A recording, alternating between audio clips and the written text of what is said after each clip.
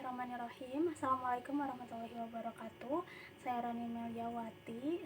Saya saat ini sedang menempuh pendidikan tinggi di Universitas Islam Negeri Sunan Gunung Jati Bandung, mengambil prodi bimbingan konseling Islam, dan sekarang saya ingin mempresentasikan tentang materi yang berjudul Sosiologi dakwah sebagai alternatif ilmiah penyelesaian konflik sosial keagamaan.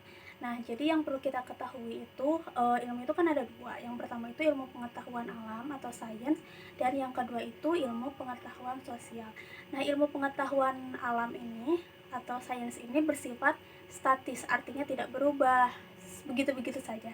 Nah, jika ilmu pengetahuan sosial ini sifatnya dinamis, karena meskipun secara dalam mengkaji teori, terus mengkaji realita itu kan bersifatnya struktural ya, statis, tapi di dalam ilmu pengetahuan sosial itu terjadi yang namanya perubahan sosial. Nah, perubahan sosial inilah yang akhirnya ilmu pengetahuan sosial ini bersifat dinamis, artinya terus bergerak, terus ada kemajuan, berkembang pesat, dan lain sebagainya.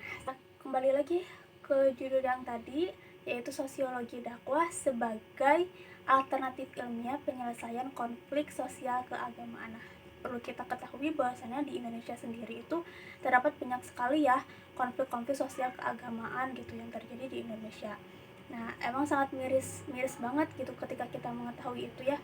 Seperti yang terjadi di Sampang Madura, itu kan terjadi adanya perpecah belahan antara santri-santri di sana dan para masyarakatnya gitu ya, menimbulkan pertikaian, pembakaran pesantren, bahkan pembakaran rumah pun terjadi, bahkan sesama muslim itu saling menganiaya. Nah, ini tentunya sangat miris sekali yang terjadi di Indonesia. Bahkan tidak jarang juga umat Islam itu sering konflik dengan umat agama lainnya. Nah, ini disebabkan adanya interaksi sosial yang tidak sinkron atau adanya sebuah kesalahan pada proses bentukan interaksi sendiri. Nah, tentunya dari kasus-kasus tersebut menambah deretan polemik, diskriminasi, marginalisasi. Ternyata kasus-kasus tersebut itu dilakoni oleh orang yang justru memiliki dasar keilmuan dakwah.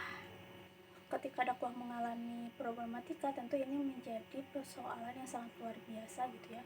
Terpecah belahnya manusia dengan berbagai tingkat, mau itu dari daerah, nasional maupun internasional.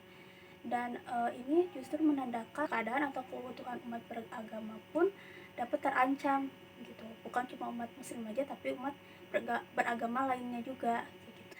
Problematika tersebut tentunya bisa disebut ya, ilmu dakwah pun ternyata saat ini sedang mengalami kondisi yang tidak semestinya, tidak pada jalurnya seperti. Nah, disinilah sosiologi dakwah berperan untuk menawarkan solusi, karena sosiologi dakwah ini dapat memadukan ketiga ilmu ya. Yang pertama itu sosiologi, yang kedua itu ilmu komunikasi, dan yang ketiga itu adalah ilmu dakwah. Nah, kenapa disebut tadi ya menawarkan solusi? Karena gitu, di dalam sosiologi dakwah itu terdapat 3, sosiologi, ilmu komunikasi, dan ilmu dakwah. Nah, kita berbicara tentang sosiologi ya. Sosiologi itu apa sih sosiologi gitu ya?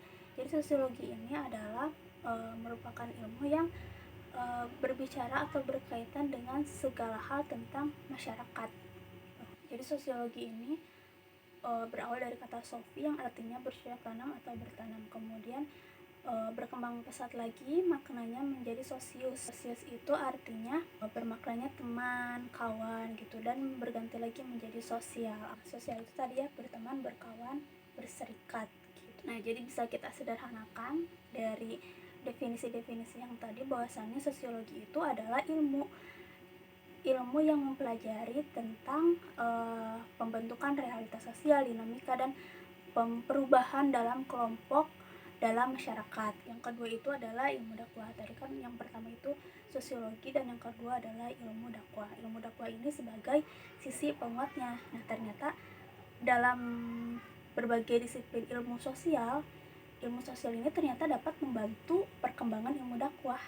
Bahkan terdapat kemiripan antara ilmu sosial dan ilmu dakwah. Kemiripan dari berbagai segi, entah itu dalam hal politik, ekonomi, kebudayaan, psikologi, hukum, dan lain sebagainya.